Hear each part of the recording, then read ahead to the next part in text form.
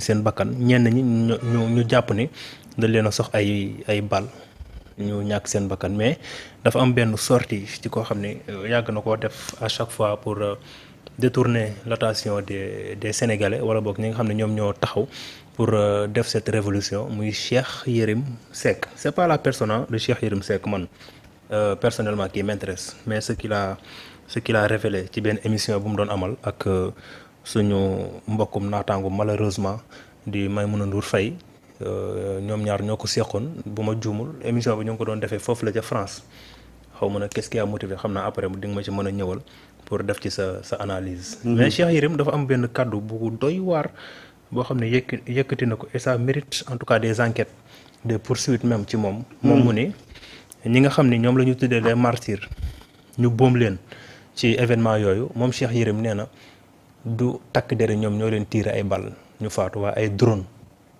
moom moo doon tiire ay bal donc loolu c'est une première fois. léegi yow da nga bëgg moo def jàngat ci loolu. waaw léegi yow si je comprends bien. da nga bëgg ma jàngat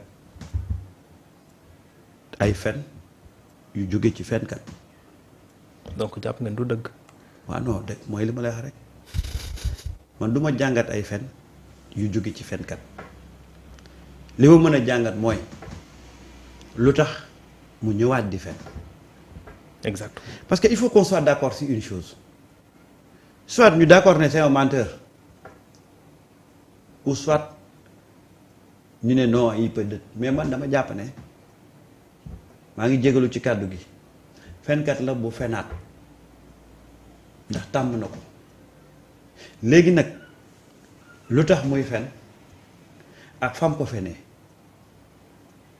ak ba muy fen kam toogaloon loolu mun naa ko jàngat waaye fenam yi moom duma ko jàngat ndax lu ma ci jàngat rek fen lay doon ndax dama koo tiire ci fen maa ngi jégalu ci ni ma koy waxee non c'est ça léegi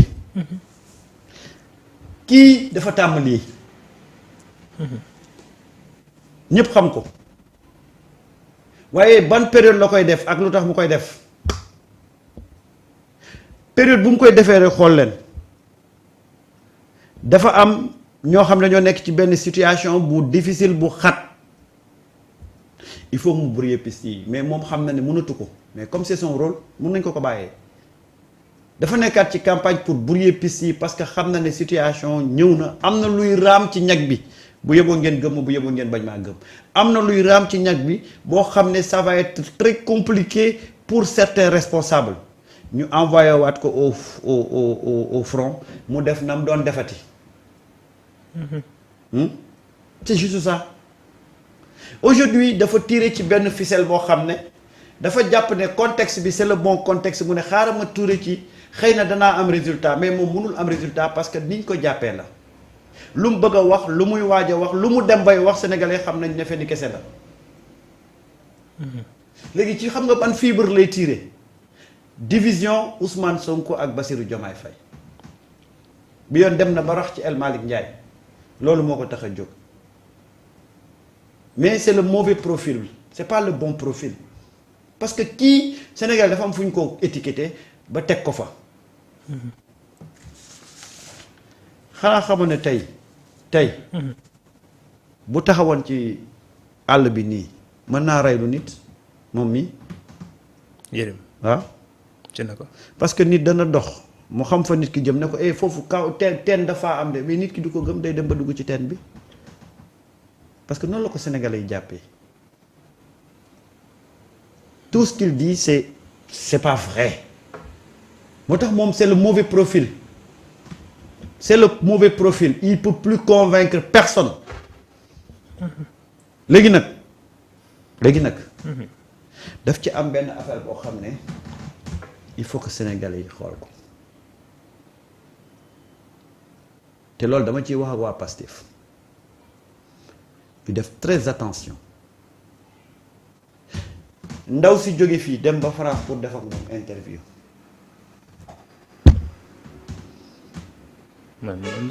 waaw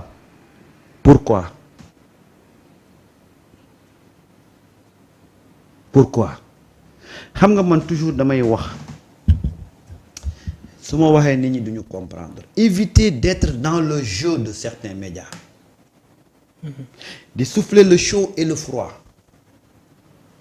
Quand ça va, on fait semblant d'être à vos côtés. Quand ça ne va pas, duñu hésiter à tirer de façon cynique ci seen kaw.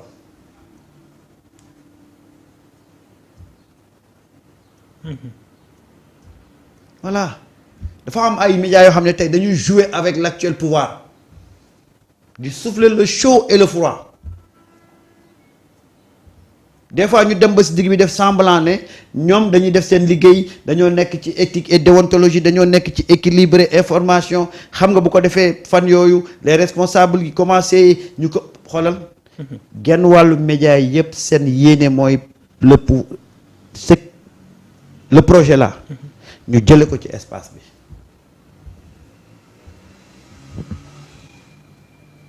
Léegi maa ngi ñëw Afa maa ngi ñëw. Ba tey damay ñëw ci man waxuma waxu waa ji de. oui jarul wax. voilà. léegi xool leen à partir de la France xool leen à partir de la France fa lañ fuité loo woon rencontre Macky Diomaye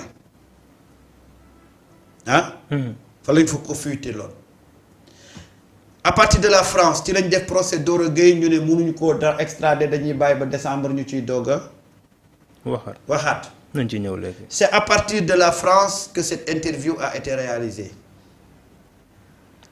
Ça veut dire que maintenant, il y a une base arrière qui s'appelle la France, où tous les gens qui veulent fomenter pour bloquer ce projet-là, vous êtes les bienvenus. Donc la France est complice. Mais complice, la France ne joue pas franc jeu avec le Sénégal.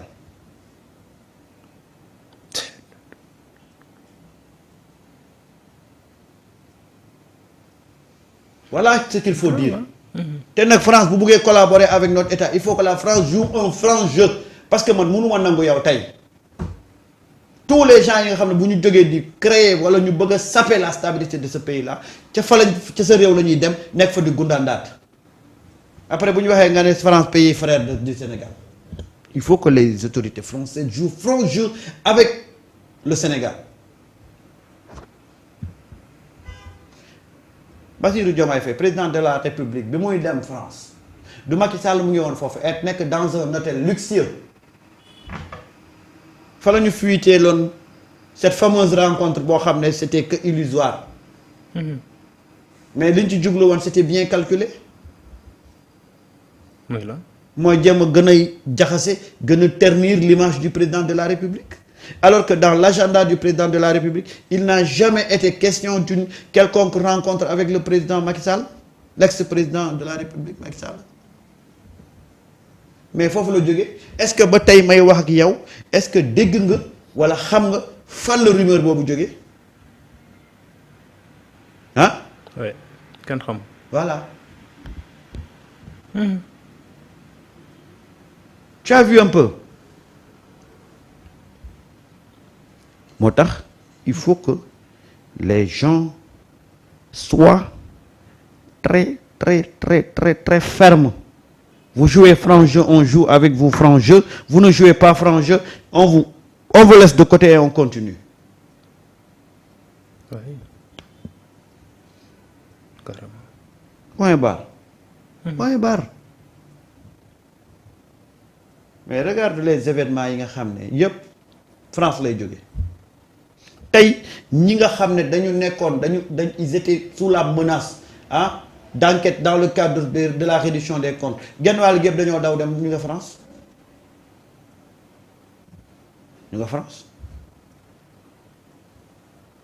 donc c'est la France qui protège peut-être. mais dégg lu ma la il faut recadrer les francs il faut les recadrer vous jouez franc jeu on est ensemble vous ne jouez pas franc jeu on vous met de côté et on continue.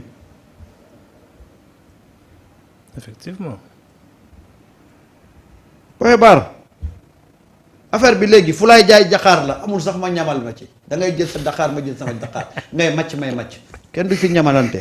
ku ne macc sa Dakar. waaw lu leer. mais Serigne Ndiaye tu as parfaitement raison moo tax xam nga déggoo lu ma la wax man su ma waxee benn affaire. nit ñi dañ ci bàyyi xel. oui dama ne la les gens dañu jëloon c'est-à-dire que dañu pare woon xoolal jël ay dispositions pour éventuellement la visite de Ousmane Sonko en France. Mais dama leen wax benn affaire ma leeral ko mu leeraat. Ousmane n'avait pas donné son accord.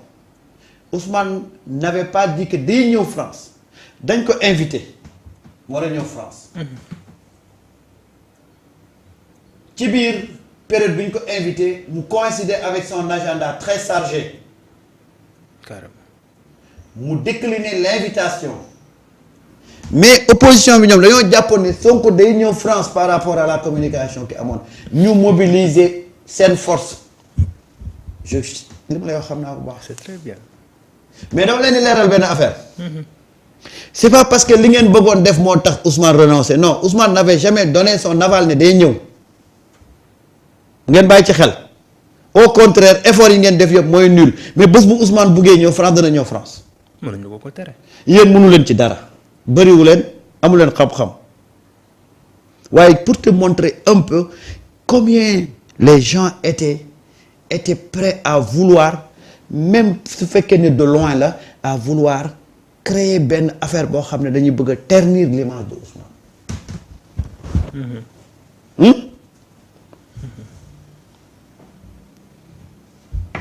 Mais